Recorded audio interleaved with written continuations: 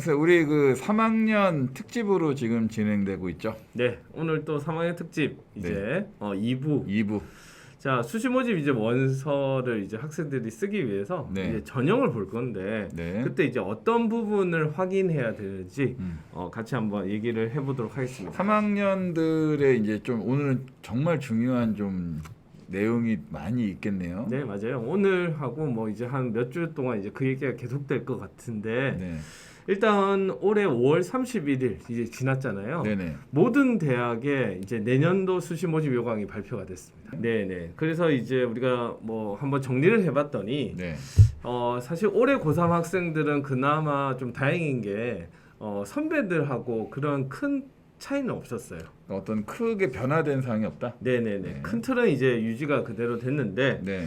뭐 그 큰 틀이라 하면 뭐 학교생활기록부에서 서류가 좀 축소되었다 하는 부분, 그 다음에 자기소개서 이제 문항이 이제 4개에서 3개로 줄었다. 그리고 자기소개서를 보는 대학도 좀 줄었다.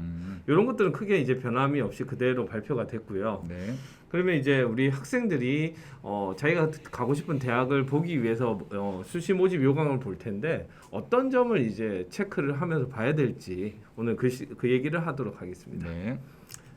자, 일단 요거 이제 학생들이 좀 많이 봤으면 하는 게 학생부 종합 전형 신설학과들이 이제 생겼어요. 네. 신설학과. 네, 그래서 올해 고3 학생들이 이제 신설학과에 해당되는데 네.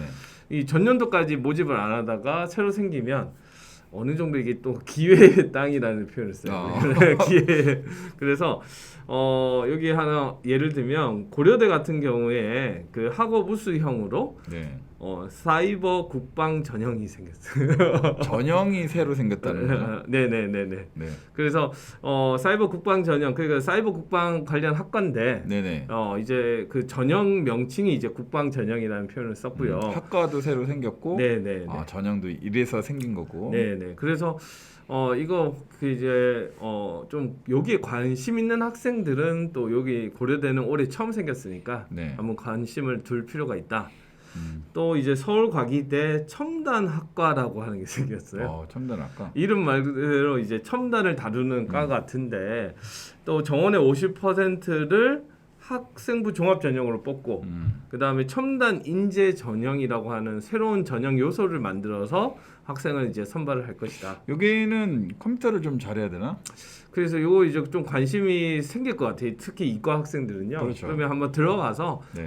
이게 새로 생기는 과인데 어떤 학과인지 이런 것도 하나하나 새로 보면 좋겠다라는 생각이 듭니다. 그렇겠네요. 자, 그 다음에 이 학생부 종합 전형이 올해 이제 좀 특징적인 게 이게 우리가 입시는 좀 트렌드가 있어요. 트렌드가. 네. 근데 대학들이 좀 학생부 종합 전형에서 이제 예전에는 이제 한 번에 이제 뽑는 형태였는데 면접형과 서류형으로 이원화되는 경향이 보여요. 두 개로. 네네네. 그러니까 예를 들면 서류형으로 이제 있는 대학들은 네. 면접을 안 본다는. 굳이 면접 보지 않겠다? 네네. 그렇게 받아들이면 될 것 같고, 그 면접형은 또 어떤 거냐면 일단 1단계는 서류를 봐. 네. 그런 다음에 2단계에서 그 서류를 확인하는 면접을 실시하는 형태. 그래서 예전에는 그러니까 대학 입장에서는 우리는 그냥 서류형으로 갈래. 우리는 면접을 꼭 봐야 되겠다. 네. 이렇게 우리가 어떤 이 대학의 학생부 종합 전형은 딱 한 가지 방향을 정해놓고 했었는데 이제는 뭘 하냐? 그 한 대학 안에서도 이렇게 뽑는 서류형으로 뽑는 학생 수도 있고 면접형으로 뽑는 학생 수도 있고, 그래서 이게 이원화되었다 하는 게 올해 이제 학생부 종합 전형의 약간의 트렌드가 아닌가라는 생각이 들어요. 네. 그래서 그 대학들을 한번 찾아보니까 한국외대 학생부 종합이 이렇게 나눠지는 거예요. 서류형, 학생부 종합, 면접형. 그러면 이제 학생 입장에서는 내가 어느 게 좀 더 유리할지를 이제 보고 이제 원서를 쓰는 게 필요하다는 거죠. 그렇네요. 그래서 내가 예를 들어 서류가 이 면접은 조금 약할 것 같고 이 서류가 좀 이제 좀 남들보다 좀 낫다 생각이 들면 서류형의 원서 접수를 하는 거고, 아니다 나는 여기서 좀 더 서류형에 좀 부족했던 부분을 면접형으로 이제 극복하게 보겠다 하는 학생도 있으면 이제 학생부 종합에서도 면접형을 지원하는. 우리도 그 모의 면접 해보면 네. 이 생기부는 사실 뭐 그냥 평범한데 말을 되게 잘해서 면접을 잘하는 학생들이 분명히 있더라고요. 네, 그래서 이제 이렇게 내가 뭐에 강점이 있는지를 보고 네. 지원할 수 있는 방법이 생겼다. 그 대학들이 뭐 명지대, 서울시립대, 서울여대, 세종대, 숙명여대 등 이제 그 서류형으로 저번에 한번 이야기한 것 같은데 이제 학교마다 어느 정도 이제 서류만 봐도 어느 학생이 이 정도 하는구나라는 거를 파악할 수 있다고 네, 그때 네. 이야기를 한 것 같아요. 우리가. 네, 맞아요. 그래서 이렇게 이원화가 되었고 면접을 사실 실시를 해보면 상당히 많은 시간이 소요가 돼요. 네네. 그 이제 코로나 전에는 우리가 그걸 이제 그래도 소화를 했었는데 코로나 상황이 되다 보니까 이제 뭐 그 전에는 우리가 온라인으로 면접을 봤었는데 이제 온라인이 아니라 다 이제 대면 면접으로 바뀌고 그러다 보니까 또 방역에 신경을 쓰고 그래서 대학 입장에서는 그냥 서류만 봐도 되는 학생들 정말 서류가 우수한 학생들 그리고 면접이 이제 다 보는 게 아니라 필요한 학생들을 이제 또 선발해서 보겠다라는 그런 취지가 아닐까라는 생각이 듭니다. 네. 자, 그 다음에 또 올해 같은 경우에는 자기소개서와 같은 대학 평가 서류를 확인할 필요가 있습니다. 무슨 얘기냐면 지금 요 대학들이 이제 작년부터 자기소개서를 이제 보지 않는 대학들이에요. 자소서를 안 예, 본다. 예. 그래서 고려대, 명지대. 근데 이제 조심해야 될 게 이런 부분이야. 그러니까 명지대 같은 경우에 전체가 자소서를 안 보는 게 아니라 네. 명지 인재 전형에서 안 본다. 그 전형에서만. 네네, 이런 거 이제 조심해야 돼요. 네. 그리고 상명대, 서강대, 서울과학기술대, 서울교대, 서울여대도 바로 인재 전형만 자소서를 안 본다. 세종대, 숙명여대, 이화여대, 한국외대, 한양대, 홍익대. 그래서 수도권에 있는 대학들을 제가 한번 이렇게 적어봤고 나머지 대학들은 또 봅니다. 그러니까 학생들 입장에서 좀 헷갈릴 것 같아. 그래서 아까 저번에 시간에 얘기한 대로 한 12개 정도 수시 모집 전형을 이제 쓸 대학들을 찾았으면 그 대학의 대학 평가 서류를 꼼꼼하게 확인할 필요가 있다 하는 걸 말씀을 드리고요. 자, 그다음에 이제 지원하는 대학 전형이 변형된 경우에 있어요. 이거는 좀 치명적입니다. 그러니까 예를 들어 전형에서 제일 치명적인 거는 모집 인원이 달라지는 거. 네. 그래서 보통 학생들이 원서를 우리가 고려를 할 때 전년도 대학 입시 결과를 보잖아요. 그럴 때 좀 놓치기 쉬운 게 전년도에 몇 명을 선발했는지를 봐야 돼요. 이게 인원수가 줄면 당연히 성적은 올라갈 수밖에 없으니까. 그죠? 예, 그래서 그 요소들을 간과해서는 안 된다. 네. 그리고 특히 이런 거는 잘 봐야 되는 게 경희대 학종 같은 경우에 작년에 네오 르네상스 전형이 상당히 유명한데 네. 수능 체제가 있었는데 네. 또 올해는 수능 체제가 없다는 부분. 그러면은 경쟁률이 조금 더 올라가겠네요. 경쟁률 올라가고 거기서 얘기하는 이제 뭐 내신 성적이 학종의 뭐 합부를 결정하는 요인은 아니지만 네. 학생들은 또 이제 그걸 참고로 할 거란 말이에요. 네네. 근데 이제 수능 체제가 없는 입장에서는 올해는 다소 내신 성적도 상향되지 않을까라는 이제 전망을 할 수 있어요. 그래서 그런 부분을 고려해서 우리가 원서를 봐야 된다. 그래서 작년에 어떤 입시 결과 가지고 여기 갈 수 있겠다라고만 생각하면 안 된다라는 네네네. 내용으로 정리하겠습니다. 자, 그 다음에 이제 오늘 마지막 요소가 될 것 같은데 네. 학생부 종합전형 평가 요소 개선안이 올해 2월에 발표가 됐어요. 이게 지금 건국대, 경희대, 연세대, 중앙대, 한국외대 요 5개 대학이 공동 연구한 걸 발표를 했는데 네. 근데 이 5개 대학에 국한된 내용일 줄 알았는데 대부분 대학들이 이 요소를 지금 받아들이고 있어요. 그래서 어떤 내용이냐?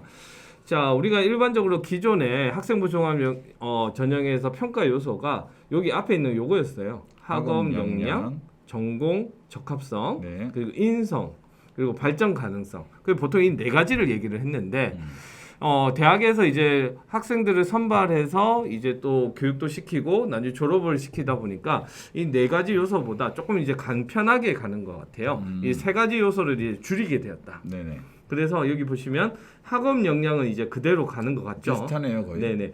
그런데 여기서 전공 적합성이란 표현이 이제 사라지고 네. 진로 역량이라는 표현이 들어가요. 그러니까 요거에서 저번에 제가 한번 말씀을 드렸는데 예를 들어 의대 갈 학생이라고 하면 예를 그냥 심플하게 들게요. 네. 그러면 영어 시간에도 의사 얘기밖에 없었어. 그 교과서 특도 그렇고. 맞아요. 우리 그 얘기 했었어. 그죠? 근데 정말 의사가 되기 위해서 필요한 역량을 영어 시간에도 필요한 역량이 있을 거란 말이에요. 거기에 서로 맞닿는 점이 표현이 됐으면 좋겠다. 무조건 의사. 그러니까 보건계열 가려고 한다. 그러면 보건에 모든 교과에서 보건에 대한 내용이 언급되는 게 아니라 보건 그러니까 예를 들어 간호사의 역량이 무엇인가? 그러니까 의사의 역량이 무엇인가? 어떤 점이 필요한가? 그런 것들이 교과목에서 읽혀졌으면 좋겠다 하는 것들이 대학에서 요구하는 부분입니다. 네. 자, 그다음에 또 이제 인성이나 발전 가능성을 조금 이제 묶은 것 같아요. 네네. 사실 인성이나 발전 가능성을 평가하기 상당히 어려운 요소입니다. 이거는 사실은 조금 주관이 들어갈 수도 있겠지만. 네네. 네. 그리고 인성을 갖다가 약간 대학 입장에서는 예전에 보니까 내재적 인성, 외재적 인성 이런 표현을 또 쓰기도 해요. 네. 그러니까 어떤 얘기냐? 내재적 인성이라는 거는 개인의 인성. 개인이 가지고 있는 역량을 얘기를 하는 것 같고 외재적 인성이라고 하는 거는 내가 사회에 들어가서 여러 사람과의 관계 그래서 보통 얘기 나오는 게 리더십이나 파트너십이 거기서 이제 표현되는 역량일 것 같은데요. 그런 것들을 좀 합쳐서 이제 공동체 역량이라는 표현을 쓰는 거예요. 그래서 이 공동체 역량으로 이제 묶이게 되었다. 근데 이제 학생들이 그러면 야 이런 것까지 알아야 되냐 이런 표현이 될 수가 있는데 그렇죠. 이게 왜 그러냐면요. 저도 이제 학생들 평가로 들어가 보면 결국에 평가 기준이 이러면 이 요소에 해당하는 부분만을 그 평가하는 사람이 점수를 줄 수 있어요. 그래서 어차피 그게 여러분들 그 수행 평가 같은 걸 우리가 보게 되면 항상 평가 기준안을 보면서 준비를 하잖아요. 네네. 그러니까 결국에는 이런 개선안이 나왔다고 하는 것은 이걸 기준으로 학생들이 학생부 종합 전형에서 나의 요소들을 찾아내는 게 중요하다고 생각이 되어서 오늘 마지막 요소로 이 내용을 준비를 했습니다. 광수 쌤도 그 대학의 입학사정관제로 네. 참여하시죠? 네, 맞아요. 그러다 보니 이게 광수쌤 우리가 맨날 학교에서 광수쌤을 보면은 이렇게 그냥 뭐 선생님이시구나라고 하겠지만 어떻게 보면 이제 대학 입학 사정관제의 한 분이시기도 하니까 지금 이 하는 얘기를 놓치지 말고 잘 점검하시면 좋을 것 같아요. 자, 그래서 오늘은 이제 전반적으로 올해 수시 모집 요강에서 드러난 부분들 네. 우리가 체크할 수 있는 부분들을 한번 건드려 봤고요. 네네. 다음 시간에는 조금 더 이제 학생들이 고민하는 부분이 있을 것 같아요. 뭐 예를 들면 수상을 한 개씩 쓴다고 하는데 선택을 한다고 하는데 어떤 걸 선택하면 더 좋을지 뭐 그런 부분에 대해서 한번 더 얘기를 다음 시간에 해보도록 하겠습니다. 나는 개인적으로 그게 궁금해. 그러니까 학생이라면 내 성적으로 어느 정도 갈 수 있나 이렇게 하지 말라 그랬긴 했지만 그게 제일 궁금할 것 같긴 해. 어려워. 자, 아무튼 다음 시간에 다시 또 새로운 정보로 3학년 특집 이어가겠습니다. 자, 오늘은 여기서 마무리하겠습니다. 안녕.